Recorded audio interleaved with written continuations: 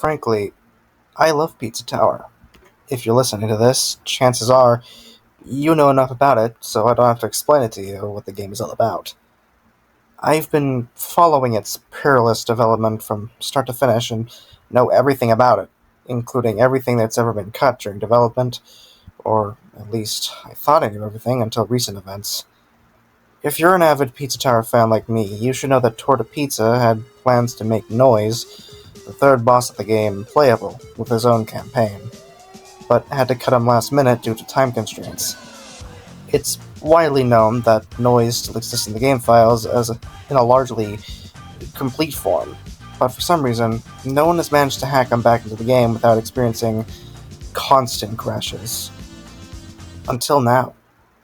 By some miracle, I successfully managed to make Noise playable again, and what was my first thought after the initial euphoria wore out?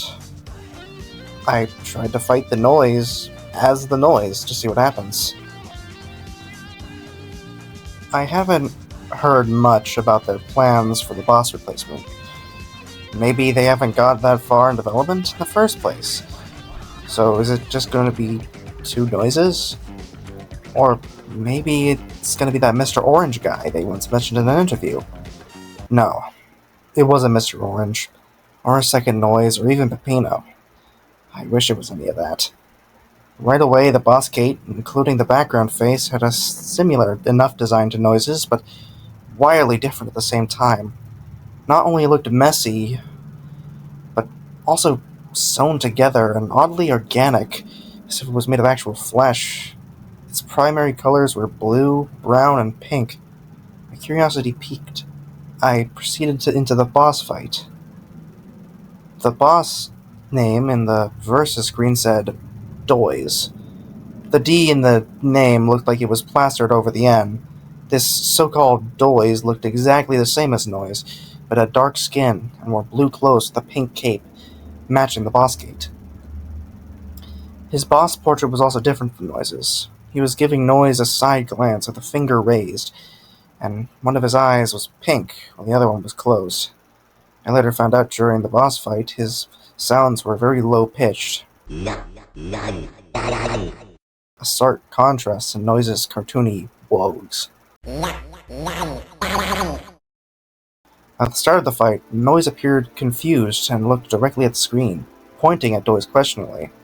And oh boy did I share a state of confusion. The fight wasn't all that different from Noise's own, but the bombs, those little noisy guys, were replaced by inanimate rocks, leaving Doise as the only live entity in the arena. Not for long, though. The weirdest parts were the music and the arena design. The music was very weird and freaky. Not even like fake Peppino's boss fight music that was comically scary. It was downright disturbing. I swear I could hear a baby crying. The closest I can compare the music to would be the boss theme from the US version of Sonic CD. This track used to give me nightmares as a child. I envy the Japanese and European kids who got a jolly and fun tune instead of whatever shit American devs thought it was appropriate for kids. Doise's arena had blue and pink colors in its palette. Obviously, but the background was completely unlike Noise's. It was very dark, weird, and fleshy, like veins of some sort. And then when I reached the second phase, I should elaborate, there wasn't any special transition with a fight ball. It happened immediately, so it really caught me off guard. Oh god, the background. It brightened up to reveal what those veins truly were.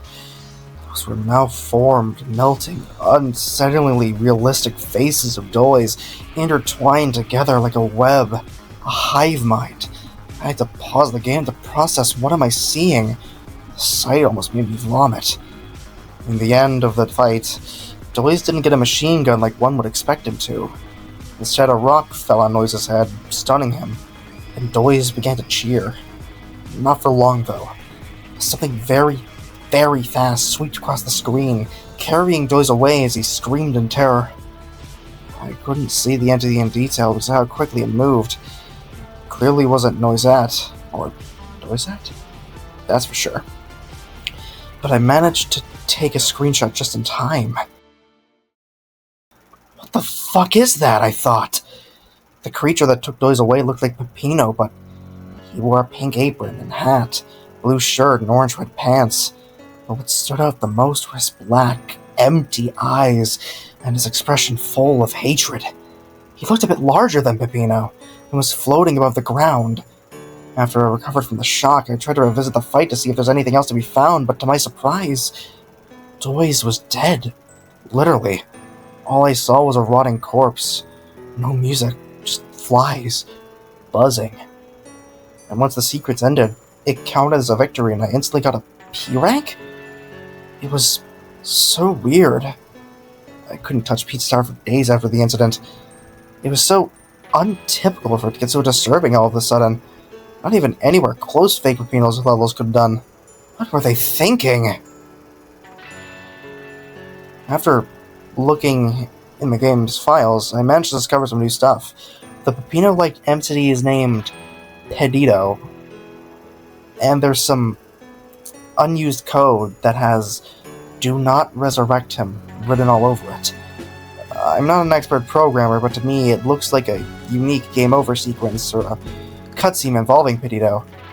Another thing I discovered is that there's a way to revive the Doise. You have to taunt thrice in front of the boss gate.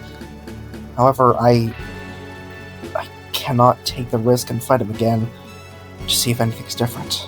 I'm scared of digging any deeper than that. While I'm trying to remain rational, part of me genuinely believes Doise and Pedito's existence was the reason the Noise campaign was ultimately scrapped.